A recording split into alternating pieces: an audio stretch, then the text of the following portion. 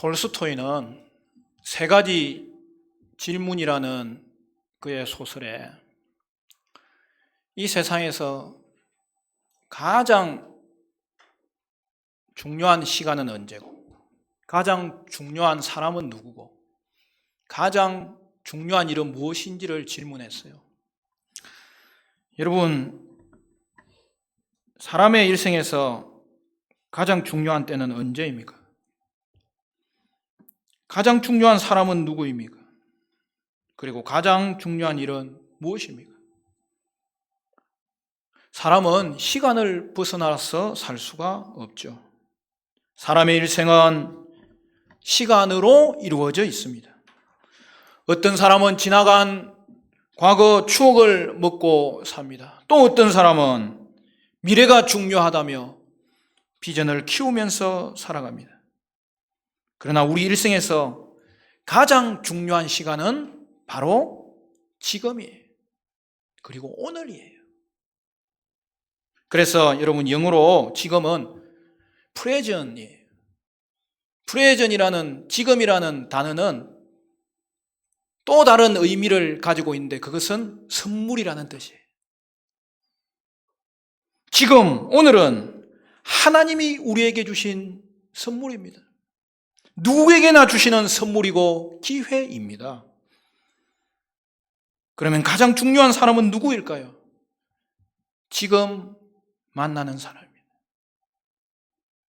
그래도 우리 옆 사람 한번 인사합시다.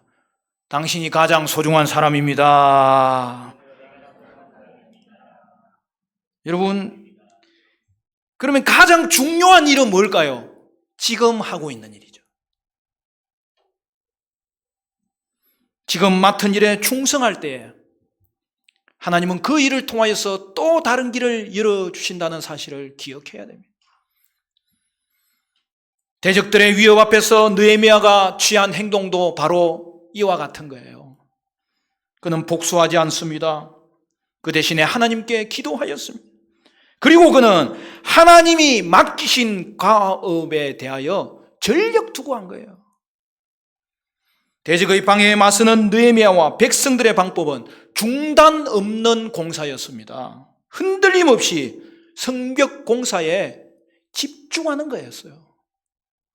느헤미야는 고난의 작물 속에서도 맡겨진 과업을 계속하기 위하여 재정비에 나섭니다. 오늘 본문을 보면 그가 10가지나 되는 조치를 취하고 있는 것을 볼 수 있습니다. 첫째는 느헤미야가 예루살렘 성벽 전역에 파수꾼을 배치하여 24시간 방비 체계를 구축하였습니다. 조롱과 위협으로도 안 되니까 이제 산발랏과 도비아는 직접 예루살렘을 쳐서 성벽 공사를 중단시키려고 계획했습니다.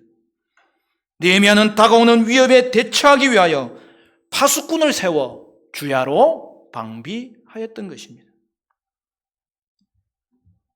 우리가 오늘 본문 그 앞부분, 우리가 지난주에 본 내용을 보면 8절, 9절에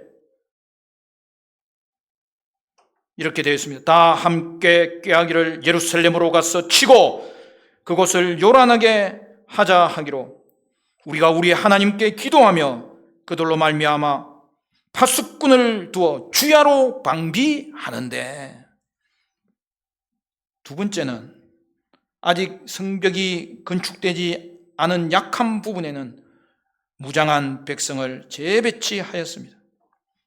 셋째는 백성들을 신앙으로 독려하면서 무장시켰습니다. 느헤미야는 전 백성들을 칼과 창과 활로 무장한 민병대로 배치한 거죠. 오늘 13절에 그 내용이 나오죠. 내가 성벽 뒤의 낮고 넓은 곳에 백성이 그들의 종족을 따라 칼과 창과 활을 가지고 서 있게 하고, 여러분, 의도적으로 적들의 눈에 잘 띄는 곳인 성벽 뒤 넓은 장소에서 군대를 소집한 거예요. 이에 놀라운 결과가 일어납니다. 15절 말씀 우리 같이 읽습니다. 15절 다 같이 시작. 우리의 대적이 우리가 그들의 의도를 눈치챘다함을 들으니라. 하나님이 그들의 꾀를 패하셨으므로 우리가 다 성에 돌아와서 각각 일하였는데. 여러분 보십시오. 대적들은 느헤미야의 신속한 대응으로 자신들의 시도가 실패한 것을 알아차리고 스스로 계획을 철회한 것입니다. 할렐루야. 이것은 이전에 느헤미야가 하나님께 기도했던 그 기도의 응답이기도 합니다. 이후에도 느헤미야는 대적들의 공격에 대비하여 다양한 조치를 취합니다. 넷째, 백성들을 일진과 이진으로 편성하여, 일진은 공사 전담 부대로, 이진은 무장 군사 부대로 나누어서 예루살렘 성벽 건축이 중단 없이 진행되도록 하였습니다. 여러분 21절에 보면 이렇게 되어 있습니다. 우리가 이같이 공사하는데 무리의 절반은 동틀 때부터 별이 나기까지 창을 잡았으며, 느헤미야는 자기 수하의 사람들, 즉 사병들에 대해서도 둘로 나누어 절반은 공사하게 하고 절반은 무장하여 방비하게 하였습니다. 16절 말씀은 우리 같이 읽습니다. 16절 다 같이 시작. 그때로부터 내 수하 사람들의 절반은 일하고 절반은 갑옷을 입고 창과 방패와 활을 가졌고 민장은 유다 온 족속의 뒤에 있었으며. 다섯째는 공사 전염 부대는 공사에 전염하되 언제든지 적국이 쳐들어올 때에 무장병력으로 대치할 수 있도록 한 손에는 병기를 한 손에는 건축 자재를 잡게 하였던 것입니다. 여러분 우리 17절도 같이 읽을까요? 17절 말씀 아주 중요한 말씀이죠. 다 같이 시작. 성을 건축하는 자와 짐을 나르는 자는 다 각각 한 손으로 일을 하며 한 손에는 병기를 잡았는데. 여섯째는 나팔 소리가 나면 즉각적으로 전 부대가 전장터에 투입될 수 있도록 준비했습니다. 18절, 19절, 그렇죠? 20절. 거기 보면 건축하는 자는 각각 허리에 칼을 차고 건축하며 나팔 부는 자는 내 곁에 섰었느니라. 내가 귀족들과 민장들과 남은 백성에게 이르기를 이 공사는 크고 넓음으로 우리가 성에서 떨어져 그리가 먼저 너희는 어디서든지 나팔 소리를 듣거든 그리로 모여서 우리에게로 나오라. 우리 하나님이 우리를 위하여 싸우시리라 하였느니라. 여러분 나팔 소리는 하나님의 임재를 가리키는 거예요. 느헤미야는 지금 백성들을 대적들에 대한 거룩한 전쟁을 치를 군대로 소집한 거예요.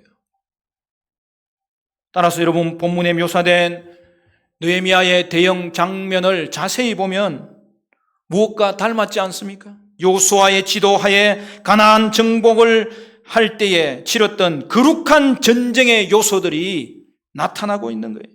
대항할 능력이 없이 오직 하나님 말을 의지하는 백성들의 모습. 하나님께서 친히 개입하셔서 대적들의 의도를 좌절시키는 모습. 나팔을 불어서 하나님의 임재를 선포하는 모습. 하나님께서 이스라엘을 위하여 싸우신다는 고백을 드리는 모습 등입니다. 느헤미야는 귀한 공동체를 위협하는 대적들을 향해서 영적 전쟁을 선포한 것입니다. 일곱째는 건축 기간을 최단기화하기 위해서 해가 뜨는 새벽부터 일몰의 시간까지 전 시간을 건축하도록 독려하였습니다. 여덟째는 예루살렘 성경비를 대폭 강화하였습니다. 아홉째는 느헤미야는 백성들과 함께 동거동락하였습니다. 마지막 열 번째는 느헤미야는 그의 형제와 신하들과 더불어 공사가 마칠 때까지 잠잘 때도 옷을 갈아입지 않고 군복을 입은 그대로 무장하여 지침하였습니다. 우리 23절 말씀은 또 같이 한번 읽습니다. 23절 다 같이 시작. 나나 내 형제들이나 종자들이나 나를 따라 파수하는 사람들이나 우리가 다 우리의 옷을 벗지 아니하였으며 물을 길러 갈 때에도 각각 병기를 잡았느니라. 사랑하는 성도 여러분, 오늘 본문에 느헤미야는 깨어서 무장하고 전심전력을 다하여서 과업에 집중하였던 것이죠. 여러분, 백성들의 방어용 무기를 보십시오. 대표적인 것이 뭐가 나오죠? 칼과 창과 활과 방패와 갑옷이 등장합니다. 이러한 무기는 에베소서 6장에 기록된 말씀처럼 하나님의 전신갑주를 입은 모습입니다. 여러분, 우리가 이 땅을 살아갈 때 문제가 있을 때든지 없을 때든지 우리는 이 땅에 하나님의 군사로서 깨어 있어야 되겠는데, 여러분, 그때 우리에게 필요한 것은 뭐예요? 하나님의 무기, 하나님의 전신갑주를 입고 완전 무장해야 된다는 거예요. 여러분, 그것이 에베소서 6장에 나오지 않습니까? 우리 에베소서 6장으로 한번 가볼까요? 우리 잘 아는 말씀, 에베소서 6장에 하나님의 전신갑주에 대해서 말씀합니다. 우리 6장 찾아볼까요? 6장 10절부터 나오죠? 6장 10절. 신약 성경 316쪽에 있습니다. 10절부터 이렇게 되어 있습니다. 끝으로 너희가 주 안에서와 그 힘의 능력으로 강건하여지고 마귀의 계계를 능히 대적하기 위하여 하나님의 전신갑주를 입으라. 우리의 씨름은 혈과 육을 상대하는 것이 아니요 통치자들과 권세들과 이 세상 주관자들과 하늘에 있는 악의 영들을 상대함이라. 그러므로 하나님의 전신갑주를 취하라. 이는 악한 날에 너희가 능히 대적하고 모든 일을 행한 후에 서기 위함이라. 그런즉 서서 진리의 허리띠를 띠고 의의 호심경을 붙이고 평안의 복음이 준비한 것으로 신을 신고 모든 것 위에 믿음의 방패를 가지고 이로써 능히 악한 자의 모든 불화살을 소멸하고 구원의 투구와 성령의 금 곧 하나님의 말씀을 가지라. 사랑하는 여러분, 그러므로 우리는 오늘 이 땅에 살아갈 때 성도의 일생이 깨어있는 영적 전쟁 가운데 있어야 함을 기억하고 늘 깨어서 전신갑주로 무장할 수 있어야 되겠습니다.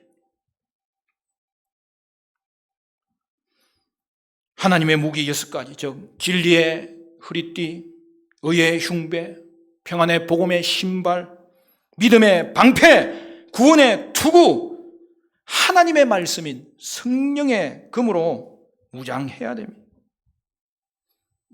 따라서 신자에게는 제자신앙, 더 구체적으로는 군사신앙이 필요한 거예요.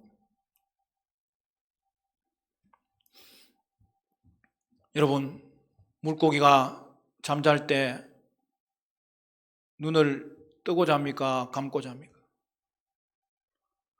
관찰 안 해봐서 모르겠습니까?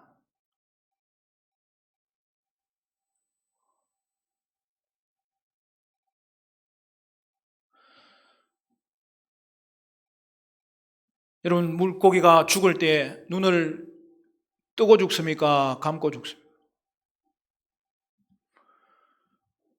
제가 물고기 사진을 유심히 살펴보니까 물고기 중에 한 마리도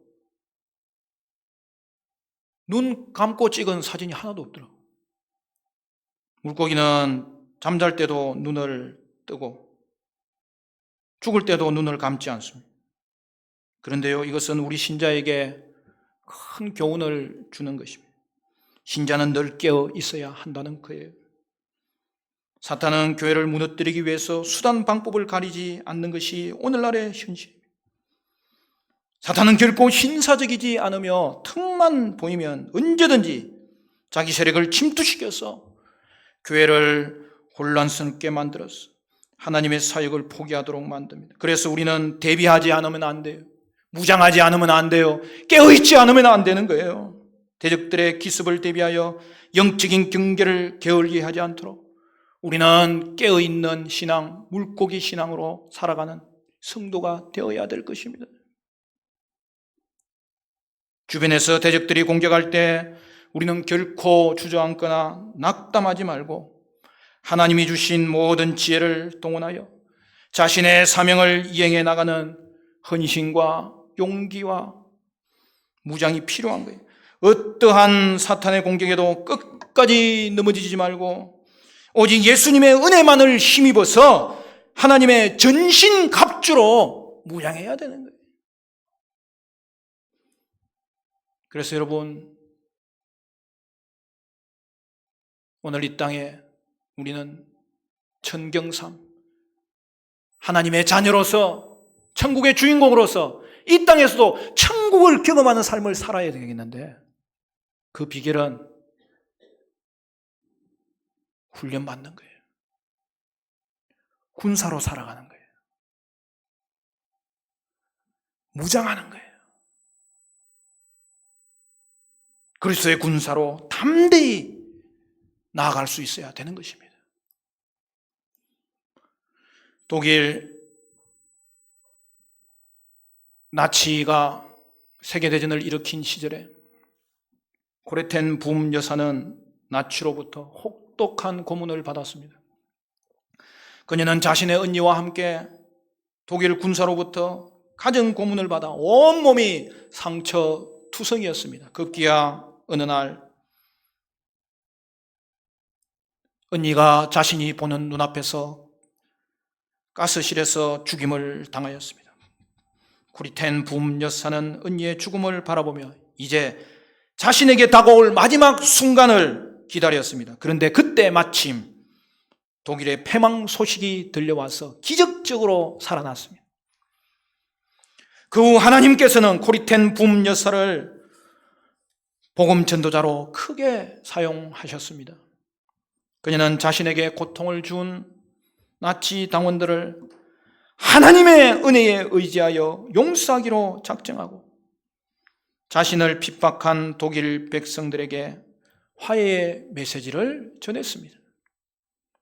그의 메시지를 통해서 많은 독일인들이 감동받고 하나님께로 돌아오는 역사가 일어났습니다.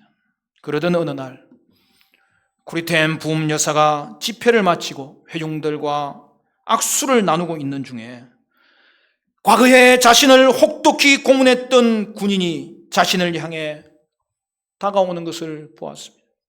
순간 고레텐 붐 여사의 머릿속에는 가스실에서 죽어가던 언니의 모습이 떠올랐습니다. 그러자 그녀의 가슴 속에는 분노가 치밀러 올랐습니다. 그녀는 마음속으로 하나님께 외쳤습니다. 하나님, 제가 천하를 용서할 수 있어도 저 사람은 용서할 수 없습니다. 주님도 아시지 않습니까? 그러니 피할 길을 주십시오. 그때 그 군인이 벌써 그녀의 목전에 당도했습니다. 고레텐 붐 여사는 눈을 감고 손을 내밀어 그 군인과 악수했습니다. 그런데 그 순간 그녀의 마음속 깊은 곳에서부터 용서의 마음이 흘러넘치기 시작했습니다. 마치 전기가 흐르는 것과 같았습니다. 그녀는 눈물을 흘리면서 그를 껴안았습니다. 고레텐 붐 여사는 자신의 힘으로는 결코 용서할 수 없을 것 같았던 원수를 예수님의 은혜로 말미암아 용서할 수 있었습니다. 아무런 근거 없이 우리를 괴롭히고 미워하는 사람이 있다면 고레텐 붐 여사처럼 기도로 하나님께 맡길 수 있어야겠습니다. 그러면 우리는 할 수 없지만 전능하신 하나님께서 진정으로 상대방을 용서하는 마음을 주실 것입니다. 사랑하는 성도 여러분, 하나님의 자녀에게는 위대한 승리의 비결이 있습니다. 그것은 바로 나를 공격하고 비난하는 자를 향해서 성경적인 방안을 확립하는 것입니다. 여러분, 복수하지 마십시오. 기도로 하나님께 맡기십시오. 그리고 하나님께서 맡겨주신 과업에 전념할 수 있어야 됩니다. 느헤미야와 백성들은 기도로 모든 것을 하나님께 맡긴 이후에 맡은 일에 집중하였습니다. 그때 하나님께서는 우리의 기대하는 것보다 훨씬 더 큰 승리로 우리의 인생 가운데 보답하여 주실 것입니다.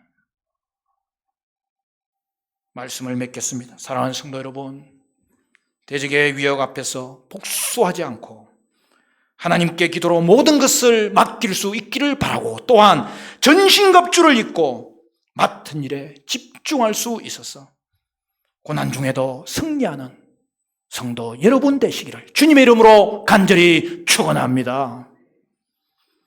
우리 찬양하고